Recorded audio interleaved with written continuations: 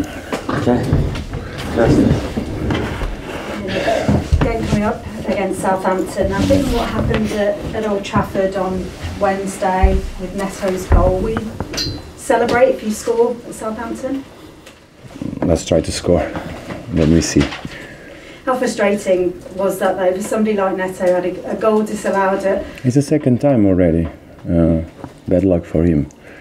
But the good point is that he's there. He's playing well and improving. So hopefully he can have another chance and not be disallowed. Would you like them to look? I mean, certainly this goal was disallowed because of the accidental handball. There's been a lot spoken about that. Is that a rule you'd like them? I think for sure it's going to be reviewed. For sure, I'm sure about that. So let's wait and see. Do you think that too many goals are being disallowed? Do you think that they need to look in general at giving the attackers the advantage? I think by the reaction of everybody involved and also the reaction of the fans, it's mandatory that they have to review and take a different approach. So like I said before, let's wait and see. Hoping for third time lucky for Neto then? Yeah, that's what I'm saying. Ryan Giles, you've recalled him. What's the thought process behind that decision? This has to do with, unfortunately, the injury of Vinagre. Massive blow for us. It's so important. Vinagre is very special for us. It gives things that we need. But he's going to be away for a time now. So that's why we recall Giles. He's been with us before. He did the pre-season before. So the process is the same. Is how we operate. When we need to, we look at our backups. If we have it, we call them because we trust them, and that's the case of Giles. Yeah, a young player. He's been doing well on loan with Shrewsbury. Have you seen, from what you've seen of him, has he shown he's ready for first team action here? First of all, we have to thank him because he comes to help. Hopefully he'll improve and he can help during the competition.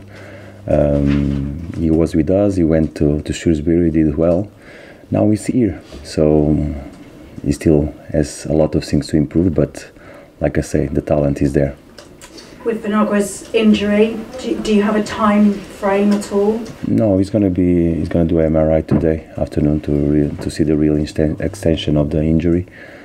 But for sure, it's going to take some time. And what is the injury exactly? He felt it in the game. In the last moment, I think he made 70 meters running, high speed running, and he felt something in his hamstring.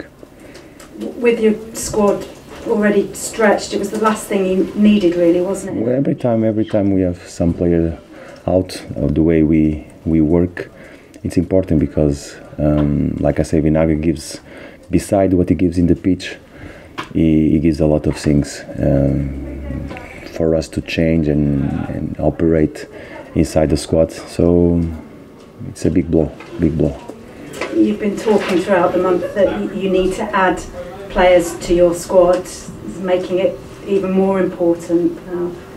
It doesn't change. Like I said to you, the model is clear how we do. When we need something happens to the squad, we look at our backups. If we have the solution there, we'll take it. If not, we have to go to the transfer window, and that's what we are working on it. Do you have any updates? Are you any closer to making signings?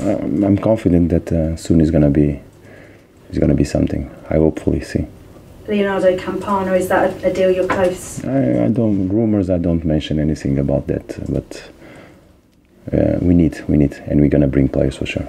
And in terms of the players you're looking to bring in, will they be players who can immediately be part of the first team action? Yes, that's the idea. Players that can bring new solutions. Is it hard not to get frustrated as the clock ticks by? I know you said you wanted to make the signings ASAP. Do you get frustrated at all? No, I'm not. I don't get frustrated. I'm aware of things, and we think, we decide, and things take time. Things take time, but no frustration at all. In terms of this game coming up, what do you make to the way that Southampton have been playing lately? Very good. It's going to be very tough tomorrow. Very good team, and the dynamic they have. So tomorrow is going to be a tough game for us. I think the last time you played them, a 1-1 draw, you were 3 points ahead of them. That was 3 months ago. Still the same, 3 points ahead of them. Do you see this as a very sort of two teams very evenly matched? It's not about the points, not about the table. It's about how how Southampton is playing, and they are playing well. They are very well organized. They press very well. They have speed. So it's going to be very tough. But we are ready. We are ready. We go to Southampton to compete.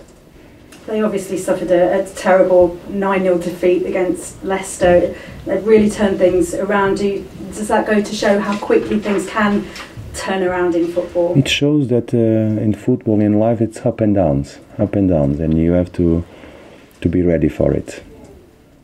Danny Ings has been doing very well for them. His manager says he deserves an England call-up. Do you agree? How well do you think he's been doing? How much of a threat is he? He's a good player, but I don't go much further than that. He's a good player, and tomorrow is our opponent. It's all about focusing on Of course, yes. And in terms of your form, the results perhaps show a dip, no win in 5, but I know you like to focus on performances. So what do you make to your performances? Has there been a dip at all? We had good performances and bad performances. I think Watford was not a good performance. Liverpool was a good performance. So, like I say, it's about how we perform, how we want to do things, and we must realize what's happening. Also, everybody knows how we play. Everybody knows how we play. The teams are trying to find new things, and we have to raise our standards, be able to sustain and take advantage of the things that we have. And this is what the process that we have. We try new solutions inside the team because the shape is there. And there are 2 ways to improve our performances. Is changing what we're never going to do, because we truly believe that how we do things, and we'll keep on insisting and persisting and improving and growing. It's about a building process that will never end. A lot of people from the out. I know I asked you earlier this week, are there any signs of fatigue, because you have played so many games. You said no. People from the outside are saying, they must, the players must be getting tired now after all those games that you've played. But do you still stick by that no, then there's no signs of fatigue at all? Of course, because we know how we do things, and all the games, there are, for sure there was a lot of games, but no game was, we always compete, we'll always be able to through the games till the end of the game being dynamic and in high performance. So I'm confident that we'll continue like that, and the credit is for the players, because the way they are working and respecting themselves and recovering. And like I said, tomorrow we'll go again. All the best. Thank you, Christy. Yeah, Nuno, I just wondered, going back